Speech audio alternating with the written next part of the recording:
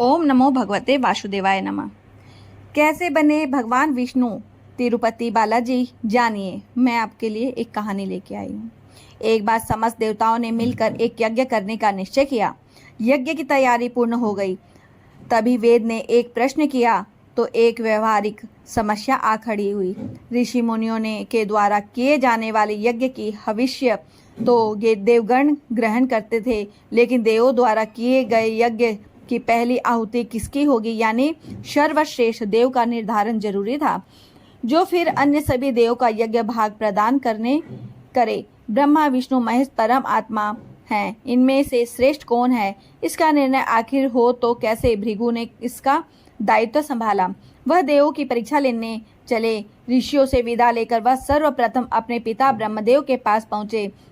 ब्रह्मा जी की परीक्षा लेने के लिए भृगु ने उन्हें प्रणाम नहीं किया। इससे ब्रह्मा जी अत्यंत कुपित हुए और उन्हें शिष्टता सिखाने का प्रयत्न किया। भृगु को गर्व था कि वह तो परीक्षक है, परीक्षा लेने आए हैं। पिता पुत्र का आज क्या रिश्ता। भृगु ने ब्रह्मा देव से अशिष्टता कर दी। ब्रह्मा जी का क्रोध बढ़ गया और अपना कमंडल लेकर पुत्र को मारने भागे। भृगु किसी तरह वहां से जान बचाकर भाग चले आए। इसके बाद वह शिव जी के लोक कैलाश गए। भृगु ने फिर से धृष्टता की, बिना कोई सूचना का शिष्टाचार दिखाया या शिव गणों से आज्ञा लिए सीधे वहां पहुंच गए, जहां शिव जी माता पार्वती के साथ विश्राम कर रहे थे। आए तो आए, साथ ही अशिष्टता का आचरण भी किया। शिव जी शांत रहे, पर भृगु न समझे। शिव जी को क्रोध आया तो उन्होंने अपना त्रिशूल उठाया। भृगु वहां से भागे। अंत में वह भगवान विष्णु के पास क्षीर सागर पहुंचे। श्री हरि शेष सैया पर लेट निद्रा में थे और देवी लक्ष्मी उनके चरण दबा रही थी। महर्षि भृगु 2 स्थानों से अपमानित करके भगाए गए थे। उसका मन बहुत दुखी था। विष्णु जी को सोता देख उन्हें न जाने क्या हो गया और उन्होंने विष्णु जी को जगाने के लिए उनकी छाती पर एक लात जमा दी। विष्णु जी जाग उठे और भृगु से बोले, हे ब्राह्मण देवता, मेरी छाती वज्र समान कठोर है और आपका शरीर तप के कारण दुर्बल है। कहीं आपका पैर में चोट तो नहीं आई? आपने मुझे सावधान करके कृपा की है। आपका चरण चिन्ह मेरे वृक्ष पर सदा अंकित रहेगा। भृगु को बड़ा आश्चर्य हुआ। उन्होंने तो भगवान की परीक्षा लेने के लिए यह अपराध किया था, परंतु भगवान तो दंड देने के बदले मुस्कुरा रहे थे। उन्होंने निश्चय किया कि श्री हरि जैसी विनम्रता किसी में नहीं। वास्तव में विष्णु ही सबसे बड़े देवता हैं। लौट करके उन्होंने सभी ऋषियों को पूरी घटना सुनाई। सभी ने एक मत से यह निर्णय किया कि भगवान विष्णु को ही यज्ञ का प्रधान देवता समझकर मुख्य भाग दिया जाएगा। लेकिन लक्ष्मी जी ने भृगु को अपने पति की छाती पर लात मारते देखा तो उन्हें बड़ा क्रोध आया, परंतु उन्हें इस बात पर क्षोभ था कि श्री हरि ने उदंड का दंड देने के लिए स्थान पर उनके चरण पकड़ लिए और उल्टे क्षमा मांगने लगे। क्रोध में तमाई महालक्ष्मी को लगा कि वह जिस पति को संसार का सबसे शक्तिशाली समझती है वह तो निर्बल है। यह धर्म की रक्षा के लिए अधर्मियों एवं दुष्टों का नाश कैसे करते होंगे। महालक्ष्मी ग्लानि में भर गई और मन श्री हरि से उच्चाटन हो गया। उन्होंने श्री हरि को बैकुंठ लोक दोनों के त्याग का निश्चय कर लिया। स्त्री का स्वाभिमान उसके स्वामी के साथ बंधा होता है। उनके समक्ष कोई स्वामी पर प्रहार कर गया और स्वामी ने प्रतिकार भी न किया। यह बात मन में क्रोधित रही। यह संवास के योग्य नहीं है, पर त्याग कैसे करे। श्री हरि ने ओझल होकर रहना कैसे होगा। वह उचित समय की प्रतीक्षा करने लगी। श्री हरि ने हिरण्याक्ष के कोप से मुक्ति दिलाने के लिए वराह अवतार लिया और दुष्टों का संहार करने लगे। महालक्ष्मी के लिए यह समय उचित लगा। उन्होंने बैकुंठ का त्याग कर दिया और पृथ्वी पर एक वन में तपस्या करने लगी। तप करते करते उन्होंने अपना शरीर छोड़ दिया। विष्णु जी वराह अवतार का अपना कार्य पूर्ण कर बैकुंठ लौटे तो महालक्ष्मी नहीं मिली। वह उन्हें खोजने लगे। श्री हरि ने उन्हें तीनों लोकों में खोजा, किंतु तप करके माता लक्ष्मी ने भ्रमित करने की अनुपम शक्ति प्राप्त कर ली थी। उसी शक्ति से उन्होंने श्री हरि को भ्रमित रखा। आखिर श्री हरि को पता लग ही गया, लेकिन तब तक वह शरीर छोड़ चुकी थी। दिव्य दृष्टि से उन्होंने देखा कि लक्ष्मी जी ने चोल राज के घर में जन्म लिया है। श्रीहरि ने सोचा कि उनकी पत्नी ने उनका त्याग सामर्थ्यहीन समझने के भ्रम में किया है, इसलिए वह उन्हें पुनः प्राप्त करने के लिए अलौकिक शक्तियों का प्रयोग नहीं करेंगे। महालक्ष्मी ने मानव रूप धरा है तो अपनी प्रिय पत्नी को प्राप्त करने के लिए वह भी साधारण मानव के समान व्यवहार करेंगे और महालक्ष्मी जी का हृदय और विश्वास जीतेंगे। भगवान ने श्रीनिवास का रूप धरा और पृथ्वी लोक पर चोल नरेश के राज्य में निवास करते हुए महालक्ष्मी को से मिलने के लिए उचित अवसर की प्रतीक्षा करने लगे। राजा आकाश राज निसंतान थे। उन्होंने सुखदेव जी की आज्ञा से संतान प्राप्ति यज्ञ किया। यज्ञ के बाद यज्ञशाला में ऋषियों ने राजा को हल जोतने को कहा गया। राजा ने हल जोता तो हल का फल किसी वस्तु से टकराया। राजा ने उस स्थान को खोदा तो एक पेटी के अंदर शस्त्र दल कमल पर एक छोटी सी कन्या विराजमान थी। वह महालक्ष्मी ही थी। राजा के मन में की मुरादें पूरी हो गई थी, क्योंकि कन्या कमल के फूल में मिली थी, इसलिए उसका नाम रखा गया पद्मावती। पद्मावती नाम के अनुरूप ही रूपवती और गुणवती थी। साक्षात लक्ष्मी का अवतार पद्मावती विवाह के योग्य हुई। एक दिन वह बाग में फूल चुन रही थी। वह उस वन में श्रीनिवास बालाजी आखेट के लिए गए थे। उन्होंने देखा कि एक हाथी एक युवती के पीछे पड़ा और डरा रहा है। राजकुमारी के सेवक भाग खड़े हुए। श्रीनिवास ने तीर चलाकर हाथी को रोका और पद्मावती की रक्षा की। श्रीनिवास और पद्मावती ने एक दूसरे को देखा और रीझ गए। दोनों के मन में परस्पर अनुराग पैदा हुआ, लेकिन दोनों बिना कुछ कहे अपने अपने घर लौटा गए। श्रीनिवास घर तो लौटा आए, लेकिन मन पद्मावती में ही बस गया। वह पद्मावती का पता लगाने के लिए उपाय सोचने लगे। उन्होंने ज्योतिषी का रूप धरा और भविष्य बाँचने के बहाने पद्मावती को ढूंढने निकल पड़े। धीरे धीरे ज्योतिषी श्रीनिवास की ख्याति पूरे चोल राज में फैल गई। पद्मावती के मन में श्रीनिवास के लिए प्रेम जागृत हुआ। वह भी उनसे मिलने को व्याकुल थी, किंतु कोई पता ठिकाना न होने के कारण उनका मन चिंतित था।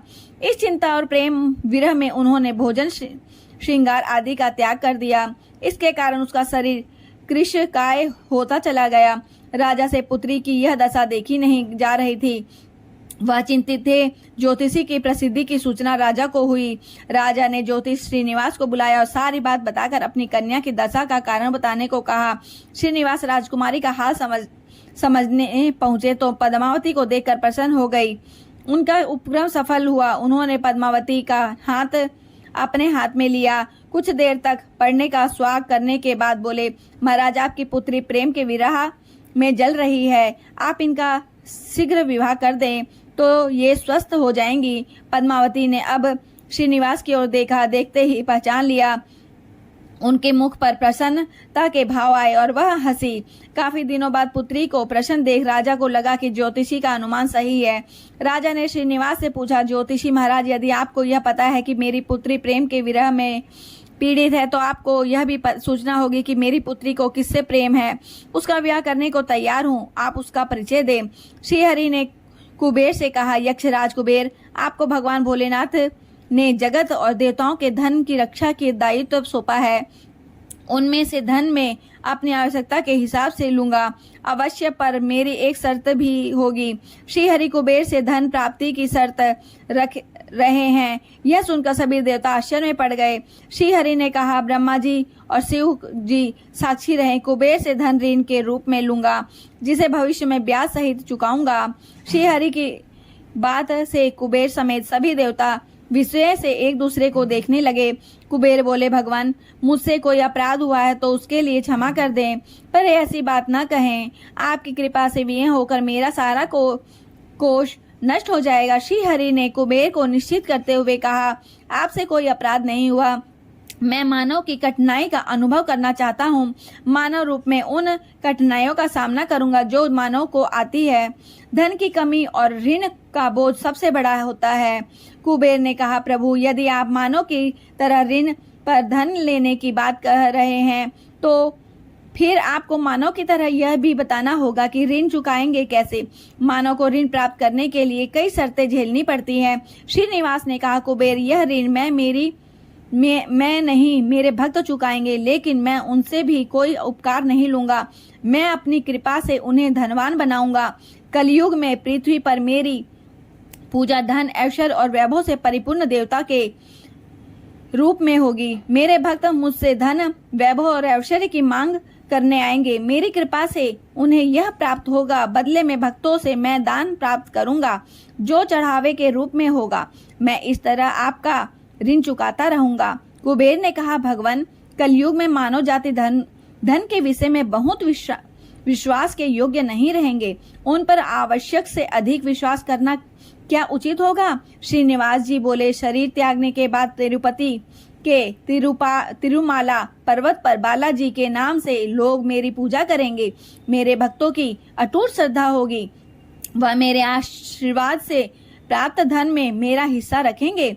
इस रिश्ते में न कोई दाता है और न कोई याचक।